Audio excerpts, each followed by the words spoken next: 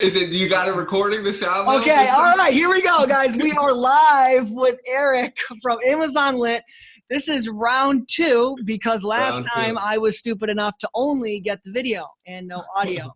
So quick intro for Eric. He has been selling for 7 years. I was incorrect on the last time. They're actually 9-figure sellers. You guys have done 100 million in total sales. Yes.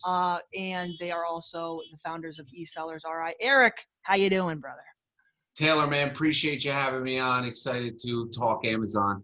Okay, cool. Doing Yeah, well. I didn't prepare any questions. I was like, you know what? I'm just gonna we're gonna freestyle it because Yeah, last just wing time it. Just I it's the was like, best you way know to do what? it. Yeah, I just started these interviewing other sellers. I did a book seller, or actually Romer, his name was. He interviewed me at one, and it's absolutely amazing. You know, the information that you can get out of other sellers of how much is out there and at what everyone's doing. You know.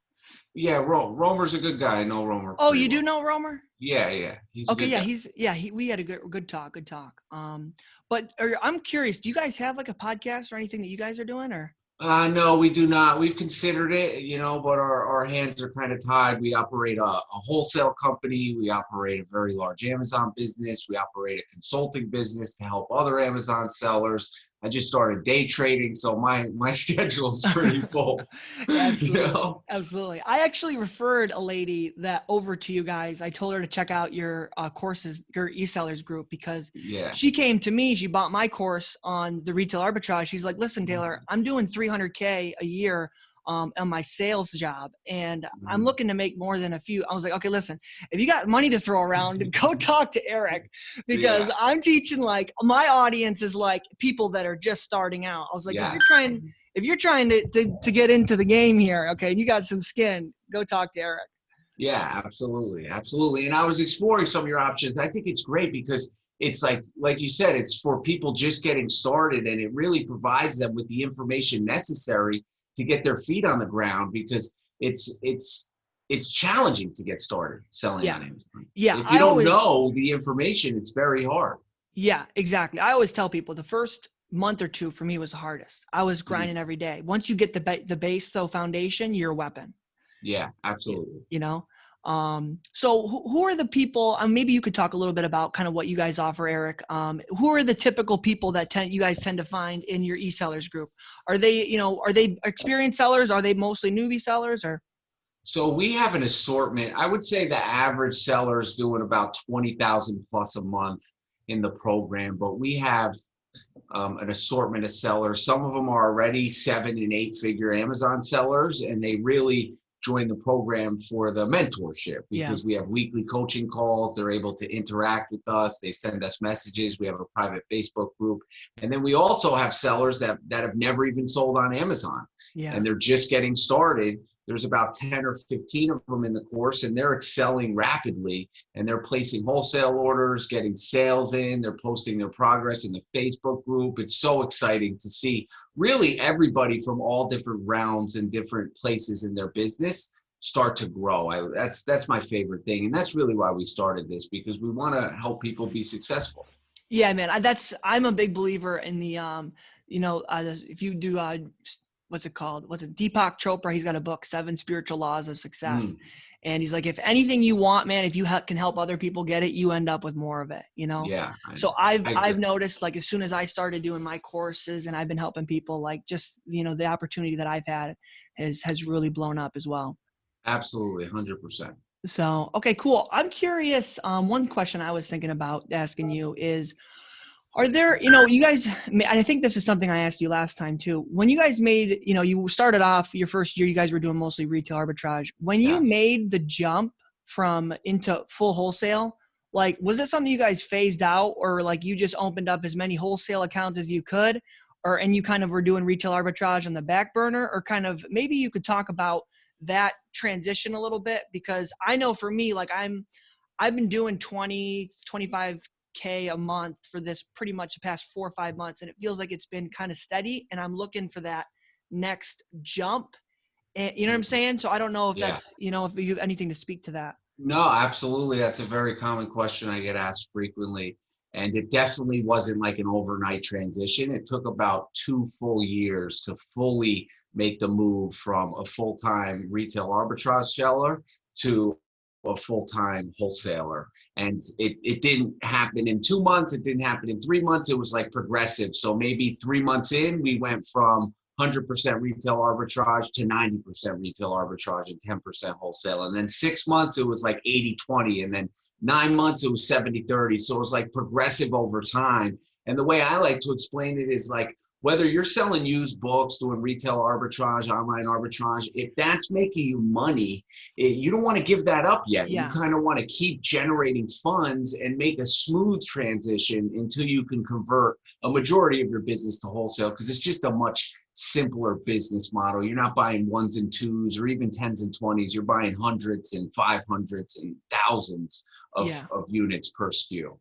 Yeah, no, I definitely feel that because I've, as I've seen my own business evolve, and I got back from my road trip out west and I was like super motivated. I was like, I need to go all in on private label and I need to do more wholesale because that's the only way that I'm going to be able to scale. Yeah. And so I was like stubborn for like 3 days. Like, I'm not going to the fucking store. And I was doing all this product research and I ordered, I planned out 2 new products, for private label and ordered those. And then, I was like, okay, I got to go back out. And I'm glad I did. I found, some soap and I've been cranking with that, Nice. because of the, recent Corona spike. But yeah, that's good advice. Don't, if it's making cash, probably don't just cut it out. Yeah, and another question I get asked commonly is like, on the flip side, like, should I get started with private label? And my answer to that question is like, why don't you try selling on Amazon first? Like, Yeah. do some retail arbitrage, understand the process of shipping a product, understand the FBA fees and the referral fees and the storage fees, and get a better understanding of the business, selling brand name products that people trust, so you don't have to run ads, and you'll learn a lot about the business. And then in 6 months, 9 months, 12 months, then you'll be able to create a much better private label product. Yeah, 'Cause and you'll have the cash to take a Yes, hit if you do, because yes, I know, like, I don't want to say lucky, but kind of lucky. I took Brock Johnson's course. You know Brock Johnson? yes, I yes. took his course and that was amazing, great Mhm. content. And I did the home decor that took off, and I'm surprised that was my first product ever private label. So Uh-huh. kind of cocky, I dropped like, 2.5 grand on those water straws, my second one, and they're just stale. Like, it's a complete nothing. The metal straws? No, not those, not those. They're, I don't have any here. They're like, the hiking straws, Oh, like, yes, like a yes. water filter. Yeah, yeah, yeah, yeah. Yeah, I've dropped like 2.5, 3 grand, and it's a dud, man. Like, they're not moving at all. So yeah, if you wait a little bit, you'll have the cash to take a few hits. Yeah, absolutely. Absolutely. We've taken literally dozens of hits on private label products, like That's what I dozens. was gonna ask you guys, because like I know that, like, I was doing some sourcing in like Ollie's the other day, and like I bought a shit ton of stuff, but a couple of the products, as soon as I noticed, there's a lag time, obviously, by the time you get it boxed up, get it to FBA and get Yeah, it checked in. Sometimes, there's a price drop or something yes, stupid happens that's out of your control. yes, I'm sure you guys are checking Keepa like a mother trucker. Are there stuff yeah. that obviously is out of your control? Do you guys see that on some of your products where it's like, holy shit, we didn't expect that to happen? Or Yeah, I would say between 8 and 10% of our products we sell for a total loss. So it's really, just, yeah, you we guys are we don't losing buy. money? Yeah, yeah, we don't buy it as a loss. We buy it profitable, and then 3, 4 weeks goes by, someone takes the listing and they have a large quantity, something that we're not going to wait 4 or 5 months to sell. Cash flow is king in this business, so we prefer, Yeah, we'll just drop the price, lose a couple bucks on it, bring that money back and reinvest it in more profitable products. I'd rather always do that than have the money sit around and just not make me money. absolutely. Yeah, no, I had that. I dropped, it was this pool season, and I got, what were they, like these pool test strips, and there was no Uh, prime offers. So I went to BJ's and spent like $1,000 on like, 30 of these. And I thought I was going to make easy money on them. Amazon jumped in out of nowhere. And then it's like, opportunity's gone, yeah. you know? Yeah, man, it happens. It's funny you talk about BJ's. That's really how we got started, BJ's, Costco. And this was before any apps, like even before the Sellers app, we would literally go in there with a pen and a pad and write down item numbers and prices in a workbook, and then go back home, research them, come back the next day and buy them. Really? Yeah, Oh my yeah. God. Wait, so they didn't have the seller app. When did they come out with the seller app? Maybe like 5 years ago, 4 or 5 years ago. Wow. So you guys are like basically ancient at this point. Yeah, yeah. Yeah, we're like fossils, you know. We're like, No, that's crazy. I don't know if you saw the interview. One of my favorites with Gary Vee had a guy on that he did 1 million in diapers just from mm. BJ's. Have you seen that? Yeah, I believe it was the guy who wasn't it the owner of Diapers.com. He Diapers.com? started Yes, diapers.com. yes, Yeah. And yes. he was Yeah, that was just a great doing one. BJ's. Yeah. Yeah, that was a That's great fun. one. That's funny. Yeah, dude, it's came a long way. It really has. The seller app makes it, super easy. Yeah, and now there's other softwares you could download too, like Scout IQ and like all these other softwares where you just put in prerequisites and you scan the product and it's like yes or no, yes or no. Yeah. Scout IQ was nice. I was using that when I started. Reezy was saying to get one of those Bluetooth scanners. That's something Yeah. I don't have. Is that something you guys, when were you messing around with that back in the day or no? No, that didn't even exist when we were doing retail arbitrage. It was Yeah. literally pen and pad, man. It was like old school, you Yeah, know? pen and pad. We had to walk there too. No shoes on, just Oh you my know. God, man. That's great. That is the hustle, man. I had another guy on here. He was a much smaller seller, but he had a crazy story. He was completely homeless and Mm, he was completely homeless. The guy would literally, he saw some video, downloaded the Amazon seller account thing, and he would walk from Goodwill to Goodwill, like mm, literally like 2 hours of walking every day yeah. and just buy books to Wow, that's resell. impressive, man. Yeah. See, that's the hustler mentality. That's really going to determine whether you're going to be successful or not. Yeah. If you're willing to put in the work and stay dedicated and determined and disciplined enough to keep hustling and keep grinding. That's what's going to make you a winner in any entrepreneurial mindset, any business. Yeah. One thing I was going to ask you guys, Eric, is like, I know for me, one of the biggest things that has really propelled my journey and still is the desire for just more freedom to get away from the 9 to 5, Yes. and have to be able to make my schedule and, do calls like this.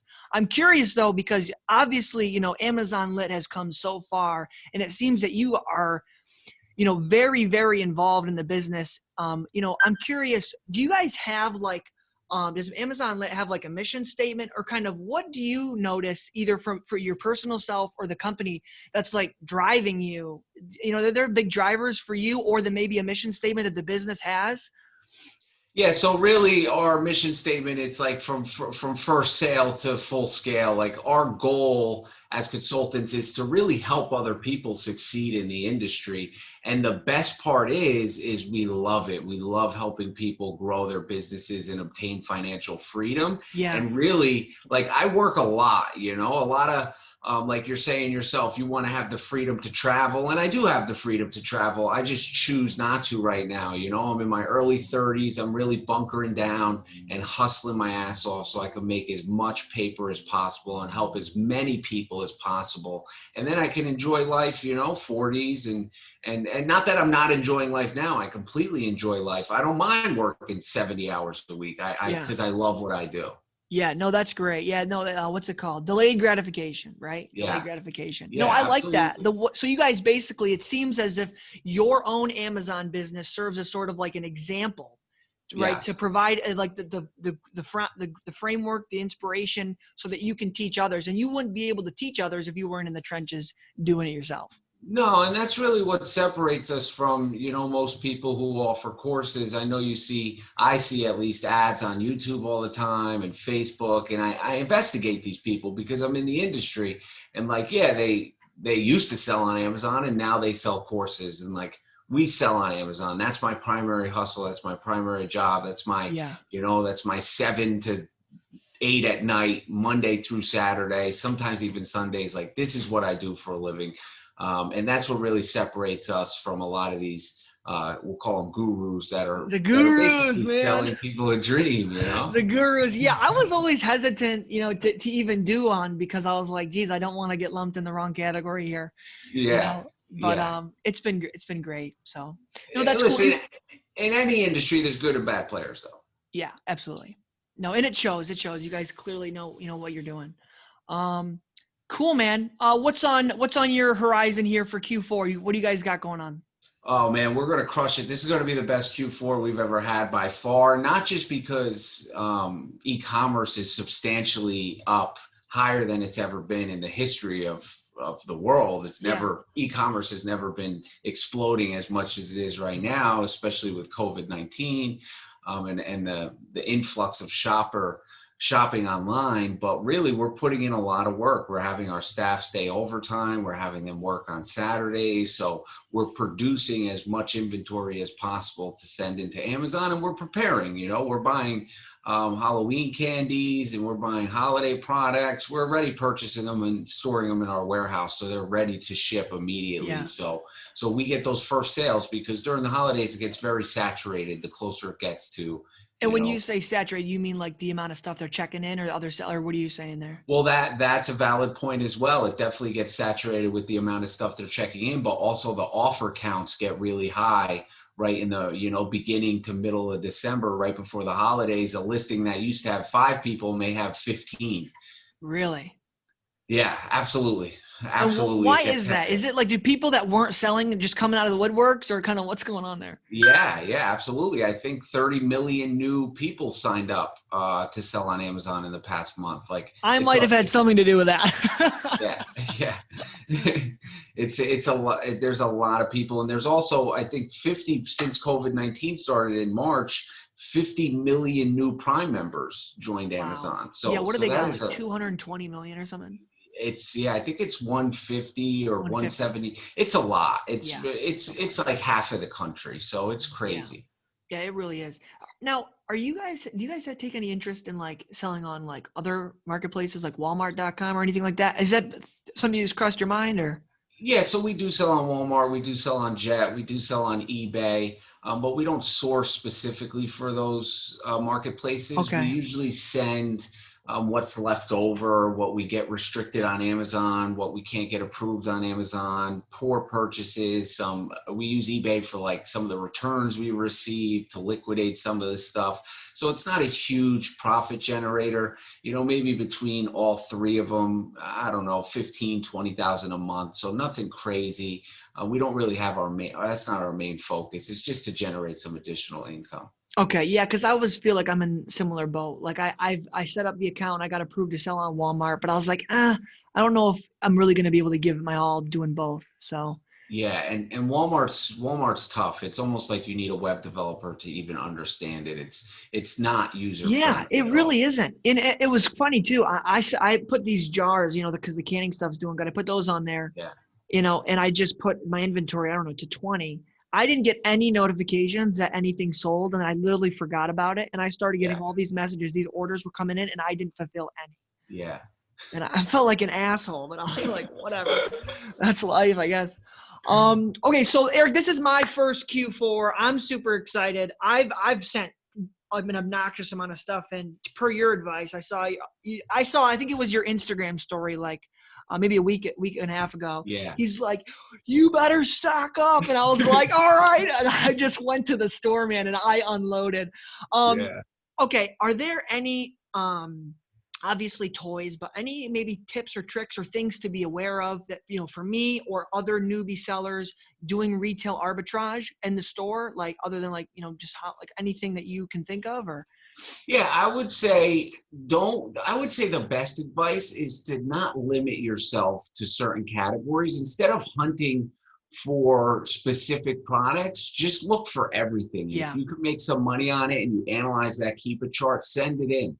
Just send it in, because the way we look at our company, and this is what really makes us profitable, is our average profit per sale as a whole, right? So including the listings that make us $1, the ones that make us $10, the one that lose us $4, we want to look at the average profit as our entire company for all of our orders. Yeah. Because it really gives you a better understanding, because it's easy to get caught up in that, like, oh man, this product's losing me $5, I'm getting killed, or this product's making me $10, I'm crushing it. But like, what is the average profit for all of your products? So if you're able to analyze your metrics and really just keep inventory in stock and do your research, when we look for products to purchase for Q4, I encourage you to do this as well, is we're looking at the previous Q4s, okay, even 2-3 years back, because it's usually consistent. You'll see real low pricing, And then right around early November, the price Just starts shoot to up. go up, the rank starts to go down,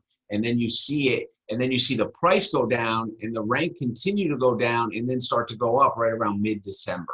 Okay, so that's all on Keepa. You're checking that out. Yeah, yeah, Keepa. Keepa Okay. is key. There's no Keepa app or anything in the, in the store. I mean, that's something you got to do from your laptop, right? No, there are softwares though that you could populate the Keepa app on your phone. I don't know the names of them off the top of my head, but there definitely are a few softwares that you could, or apps that you could download that you just click a button and it pops the Keepa chart. Okay, cool. That's good. That's something that I kind of haven't done is been looking at the previous year sales history. Eric, what are you guys using to track? This is something I'm not doing a good enough job. The profitability, like you said, across all your products.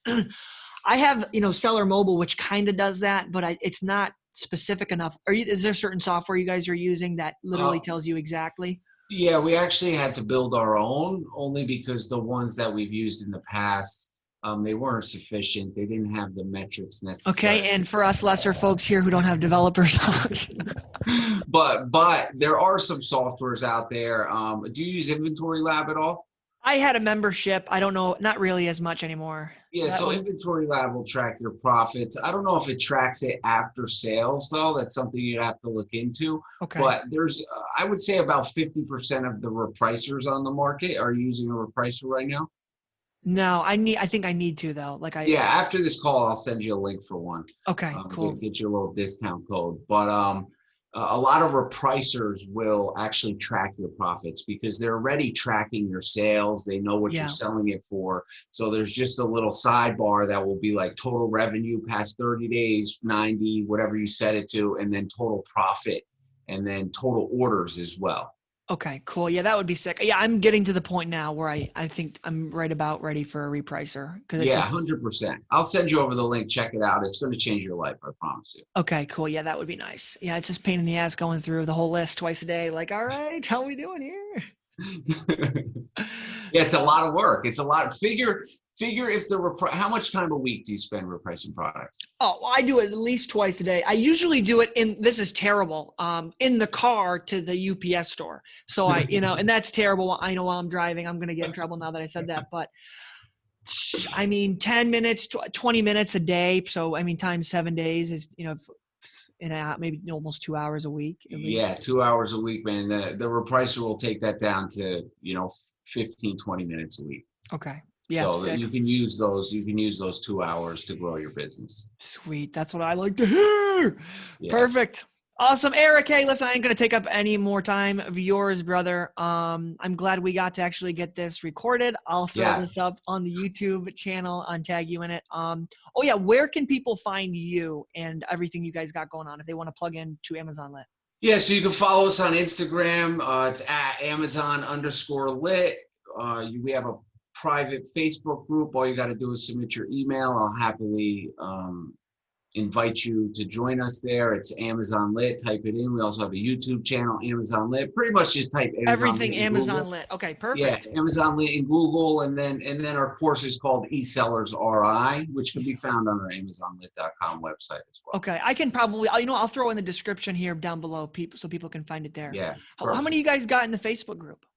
A couple thousand. Oh, wow. You guys, is that pretty helpful? You guys find that a lot of engagement there? Yeah. People ask questions and interact with each other. So absolutely, it's helpful. Absolutely. Perfect. Awesome. Eric, thank you so much for your time. And I will be looking forward to that message for the repricer. Yeah, I'll have it over to you right now. Appreciate you, Taylor. Thank you.